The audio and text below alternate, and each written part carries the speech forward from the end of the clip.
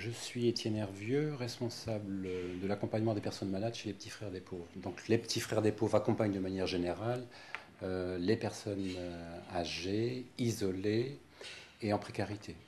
Donc ça sur l'ensemble de la France. Et nous, notre service donc accompagne plus précisément les personnes gravement malades ou en fin de vie et les personnes Alzheimer.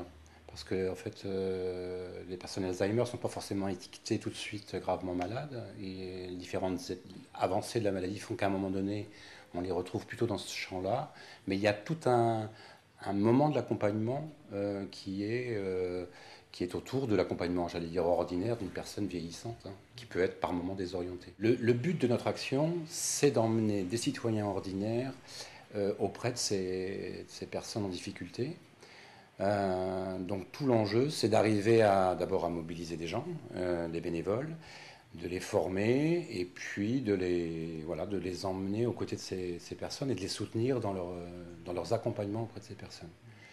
Les lieux d'accompagnement, c'est essentiellement évidemment les établissements, les USLD, les EHPAD, etc., où on trouve quand même une partie des personnes qui sont atteintes de la maladie d'Alzheimer, et aussi du travail à domicile, plus en direction des personnes atteintes de la maladie d'Alzheimer. Voilà, pour des soutiens quand même qui sont plus particuliers à domicile, qui peuvent faire peur quand même, quelque part. Alors quand je parle du domicile ou quand je parle de l'établissement, de toute façon, je parle de formation des bénévoles. Alors soit formation initiale pour partie, c'est-à-dire avant que les bénévoles arrivent sur le terrain, mais aussi formation en fait surtout en continu et soutien en continu, parce que c'est à partir de l'expérience, c'est à partir de ce qu'ils vivent que les questions se posent, et c'est souvent intéressant que la formation ne soit pas déconnectée du quotidien, et que ce ne soit pas des données théoriques, même si autour de la maladie d'Alzheimer particulièrement, on trouve qu'il faut plutôt un bagage un peu théorique, oui, sur la connaissance de la maladie et de ses effets tout au long de l'évolution de cette maladie. Ce qui marche à domicile, effectivement, il a fallu quand même éclairer un petit peu à partir de quel moment on allait pouvoir tenter une réponse, apporter une réponse en termes d'accompagnement des personnes. Et on a cherché, on a tâtonné un petit peu. Et c'est vrai qu'aujourd'hui, par exemple, on va accompagner, donc l'action d'accompagnement à domicile pour personnes atteintes de la maladie d'Alzheimer est essentiellement sur Paris, hein. Et en fait, maintenant, on va vers des personnes qui nous sont signalées par des réseaux, hein. Alors quand je dis réseau, ça peut être des clics, ça peut être des assistantes sociales, ça peut être par exemple, je pense au réseau Mémoris du 13e arrondissement. À partir de ce signalement, on va évaluer la situation de la personne et on prend bien soin de voir si elle est effectivement inscrite déjà dans un réseau d'aide et de soutien professionnel. Parce qu'il ne s'agit pas d'envoyer des bénévoles dans la dimension plus amicale, relationnelle, sans qu'il y ait du soutien derrière. Donc ça, par exemple, c'est une précaution importante, ce qui ne s'est pas toujours avéré au début, hein, quand vous disiez qu'est-ce que vous avez réussi ou pas, parce qu'au début, il fallait aussi recréer du réseau et éventuellement trouver ce réseau autour de la personne, hein, ce réseau social, médico-social d'appui, voire médical aussi d'appui. Donc on est bien dans un travail avec des partenaires. Et d'ailleurs, souvent, on constate aujourd'hui qu'on participe à l'introduction même de certains partenaires auprès des personnes parce qu'on a pu tisser un lien. Et donc il y a une confiance qui s'est installée. Et puis donc cette confiance permet d'introduire éventuellement de nouveaux partenaires, des professionnels auprès de la personne. Je vous le disais, on intervient auprès de personnes âgées, isolées et souvent en précarité. Et aussi auprès des aidants qui sont eux-mêmes isolés ou épuisés. Mais souvent, il y a cette question d'isolement qui est forte. Ça veut dire qu'on prend la place en fait, du proche. Hein, on dit souvent chez nous, on prend la place d'un proche de substitution. Et donc, tenant ce rôle de proche, effectivement, on peut être confronté comme un enfant pourrait l'être par rapport à ses parents. Donc, on est confronté un peu aux mêmes questions, hein. Donc ça c'est important parce que c'est pas facile au niveau des professionnels de valoriser cette place de proche, hein, de proche de remplacement en fait, hein. On n'a pas on n'a pas forcément le même accès à l'information par exemple. Donc il faut toujours s'ajuster avec les partenaires et aussi faire ce travail de confiance avec eux. Aujourd'hui, ça va beaucoup mieux parce que là, auprès des partenaires réguliers, bon, l'action est inscrite et reconnue.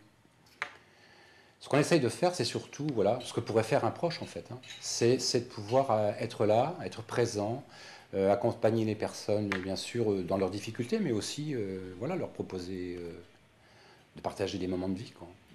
Des moments de sortie, des moments de, euh, oui, des moments de, je sais pas, d'échange. C'est beaucoup axé sur le relationnel. C'est beaucoup. Ça peut partir des difficultés que rencontrent les personnes, hein, pour les aider à remplir des papiers, pour les aider à remplir le frigo. Bon, on s'assure de certaines choses, hein, en termes de. Bon, je parlais du frigo justement, mais bon, on s'assure effectivement, par exemple, que la personne puisse manger correctement plusieurs fois par semaine, parce que globalement, personne d'autre, vu qu'il n'y a pas de proches, peuvent le faire. Donc c'est une place importante de la société civile par rapport à cette aide à apporter, ou ce regard, ce témoignage, de la place de la solidarité de la société par rapport à ces personnes qui sont isolées. Et c'est pour ça, notamment, moi, si je reprends une dimension un peu plus politique, par exemple, on était intervenu dans le grand débat national, par exemple, sur la dépendance, pour vraiment placer cet acteur associatif et l'importance de cet acteur associatif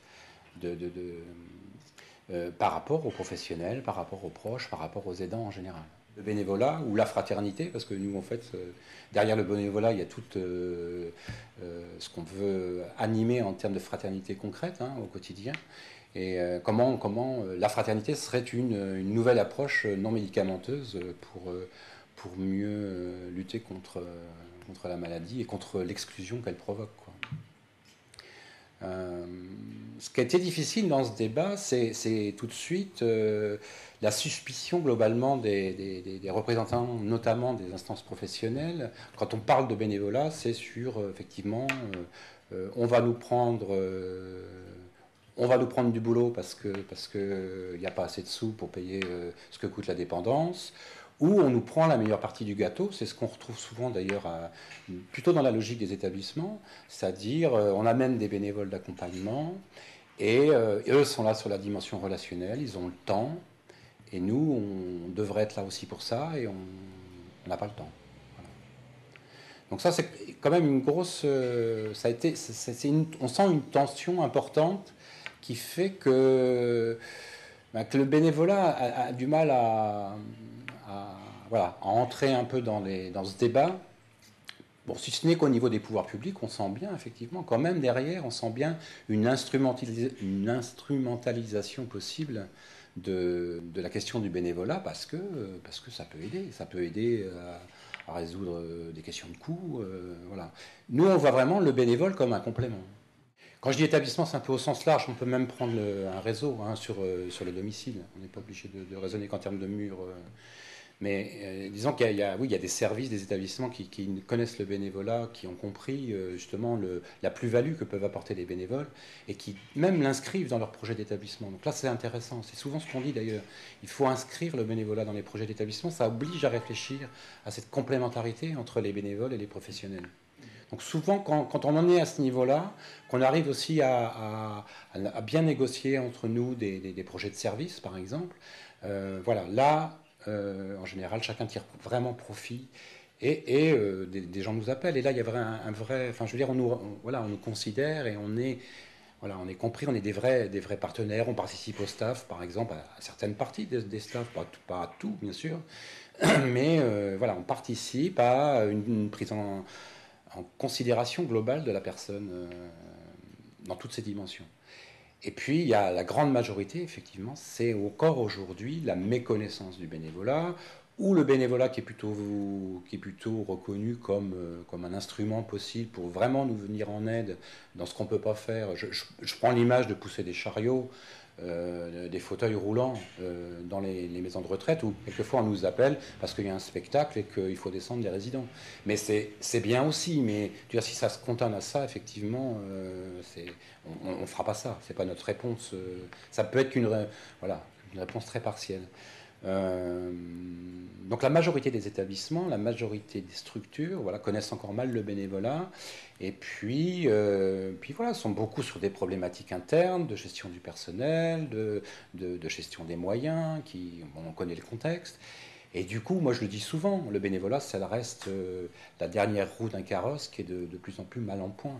Mais quand même, comment ouvrir, c'est aussi une question qu'on travaille, comment rendre accessible euh, cette approche du bénévolat au plus grand nombre, pour pouvoir inviter ben voilà, des citoyens à prendre place concrètement dans, cette, dans la relation avec les personnes isolées, exclues, que ce soit dans les établissements. Alors à domicile, c'est un peu plus particulier, mais au moins un établissement, au moins qu'ils puissent franchir les portes, quoi.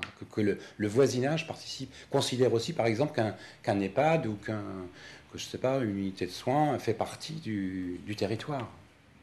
Il y a eu des efforts de fait, des expériences hein, sur comment l'EHPAD peut rayonner sur son environnement, sur son territoire. Dans l'autre sens, je ne sais pas s'il y a beaucoup de réflexions d'une municipalité, par exemple, pour savoir comment inscrire davantage la maison de retraite dans son voisinage, par exemple, ou dans la ville. Je dirais que le partenariat idéal, en fait, le découpage idéal entre les professionnels, les bénévoles, ça serait peut-être le même partage idéal qu'on pourrait avoir d'ailleurs entre les professionnels et les proches et la famille. C'est-à-dire que la famille soit vraiment là sur la dimension, j'allais dire, affective, relationnelle avec la personne qu'elle poursuit, et que les partenaires professionnels puissent apporter l'ensemble des services nécessaires pour que la personne puisse vivre correctement. Alors, dans le cas de la famille, on peut comprendre que justement l'affectif et toute l'histoire fait qu'il y a un certain nombre de tâches que les aidants familiaux continuent à porter peut-être encore plus, enfin je veux dire, j'allais dire plus naturellement. Ça reste un vrai débat, ça. Est-ce que par exemple, mettre un change à son parent, c'est quelque chose de naturel ou pas? Je le dis parce que ça a été évoqué dans les échanges sur le débat sur la dépendance. Pour les bénévoles, ce qui est clair, c'est que eux, bon, c'est quand même un engagement volontaire. Donc là, vraiment, on est vraiment sur la question de l'idéal. Ça serait que les professionnels prennent en charge toutes les questions qui sont relatives aux besoins, j'allais dire, sociaux, médico-sociaux, sanitaires de la personne, médicale. Mais euh, que le bénévole puisse rester sur cette dimension relationnelle, amicale, solidaire, fraternelle. Hein, on dit toujours, nous, la fraternité, c'est créer de la famille avec les gens qui ne sont pas de notre famille. Ben, c'est un peu ça. Hein. C'est pouvoir voilà, amener cette dimension dans la vie de quelqu'un qui est isolé, qui est seul. Alors, le proche, par rapport effectivement à tout ce qui peut retomber sur le proche, j'allais dire que le bénévole, lui qui est proche un peu de substitution, heureusement, bénéficie, bénéficie de l'appui d'une équipe. Ben, vraiment, c'est au moins un travail ensemble. Hein. D'ailleurs, sur les accompagnements à domicile de personnes atteintes de la maladie d'Alzheimer, ils travaillent toujours en binôme sur la situation. C'est-à-dire qu'il y a un bénévole qui vient chaque semaine, et donc en alternance tous les 15 jours. C'est pas la même bénévole, ce qui leur permet d'avoir du soutien entre eux, de confronter leurs idées, etc. Bon, ce qui aussi permet aussi d'avoir un tout petit peu de distance par rapport à l'attachement. Et puis ça permet aussi, le moment venu, s'il y a besoin d'être plus présent, d'éventuellement de faire 2 visites dans la semaine ou plus. Parce que souvent, quand même, dans ce type d'accompagnement, il y a un moment donné où on accompagne le passage en institution. Donc ça, c'est voilà, un moment d'accompagnement, il faut être quand même très présent et quand même très délicat. Après, on accompagne quelques aidants, je disais tout à l'heure, qui étaient épuisés ou isolés eux-mêmes. Donc, effectivement, ils rentrent dans nos critères d'accompagnement. Et là, on ressent tout ce que vous venez de dire par rapport à tout ce qui peut retomber sur le proche et tous les dégâts collatéraux que ça fait, effectivement. Alors, nous, par exemple, pour ce type de... Spécifiquement, hein, on a développé chez les petits frères des séjours ressources aidants-aidés. C'est-à-dire que ça se passe sur un lieu où il y a en fait donc ça dure en général une dizaine de jours et donc les couples arrivent hein, puisqu'il y a l'aidant et l'aidé et les personnes aidées sont en accueil de jour la journée et l'aidant peut bénéficier soit de moments de vacances en fait, soit des moments d'échange ou de formation même avec des professionnels autour de l'accompagnement de la maladie. hein. Donc il y a tout ce côté échange et mutualisation des bonnes pratiques dans l'échange, et puis apport de savoir. Et il y a aussi des moments dans ce type de séjour, il y a aussi des moments de vacances partagés entre les aidants et les aidés, mais de manière donc du coup collective et un petit peu ressourcée ou ressourçante. Ce qu'on a pu mesurer aussi dans ce type de projet souvent, c'est que, et on essaye d'avoir plutôt des couples aidants aidés ou qui sont confrontés depuis assez peu à la maladie. Enfin, quand je dis assez peu, c'est, je vais dire, éventuellement les 3 premières années, de façon à ce que la personne malade puisse aussi, j'allais dire, faire l'expérience de l'accueil de jour. Hein, donc la période de 10 jours permet bien ça, quoi. Et puis ça nous permet d'amener des apports suffisants en 10 jours, et puis de permettre aussi ces temps de vacances, etc., quoi. Il y a des week-ends de répit, ça existe, des week-ends de vacances aussi, hein. Il y a des séjours de vacances uniquement pour les personnes malades d'Alzheimer, là, donc là, qui peuvent offrir du répit pour les dents. Et il y a des séjours de vacances aussi qui sont ouverts aux conjoints, enfin aux couples, hein, aidants aidés. Ce qui est intéressant, c'est ce qu'on a pu mesurer, c'est qu'il y a un engouement, je ne sais pas s'il faut dire ça comme ça, mais il y a une espèce ou une fascination, ou un attrait pour cette maladie de la part voilà, de citoyens ordinaires qui ont envie de s'engager dans l'accompagnement, qui ont envie de faire quelque chose pour les autres. Voilà, ils pensent Alzheimer, donc ils tapent Alzheimer dans le moteur de recherche, ou accompagnement Alzheimer dans le moteur de recherche pour savoir qu'est-ce qu'ils peuvent faire autour de cette maladie.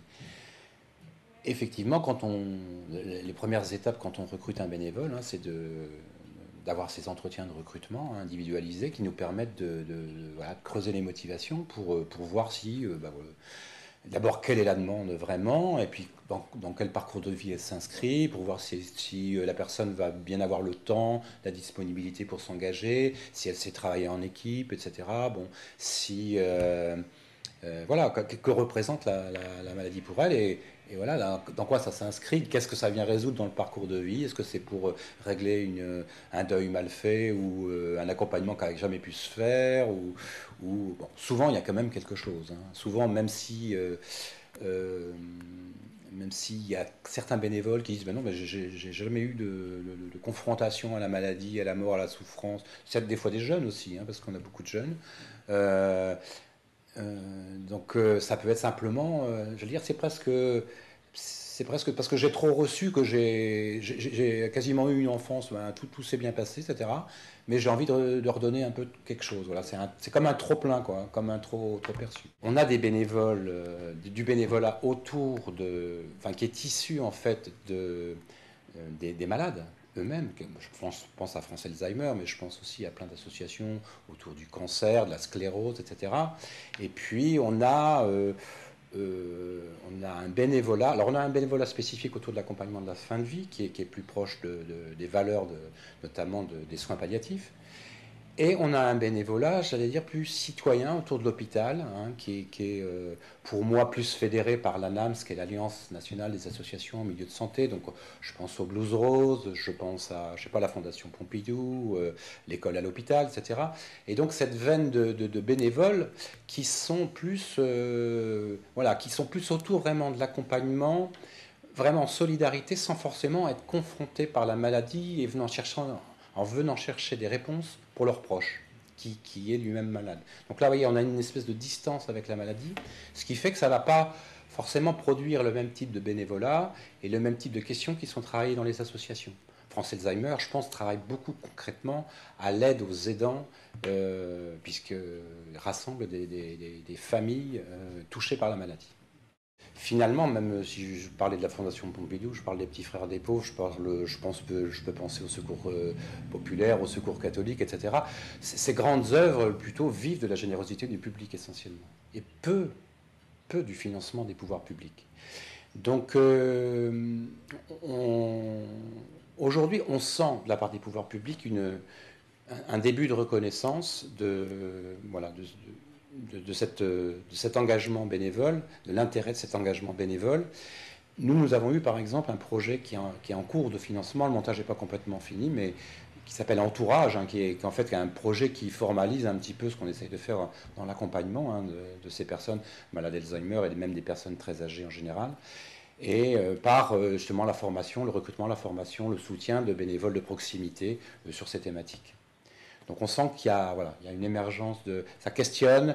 On a posé aussi vraiment la question dans le cadre du débat national sur la dépendance, la place des acteurs associatifs, la place des, oui, des corps intermédiaires dans la démocratie en général. C'est-à-dire comment voilà, des gens, des acteurs locaux peuvent se retrouver pour essayer de faire face aux besoins du vivre ensemble dans leur, je le redis, dans le territoire.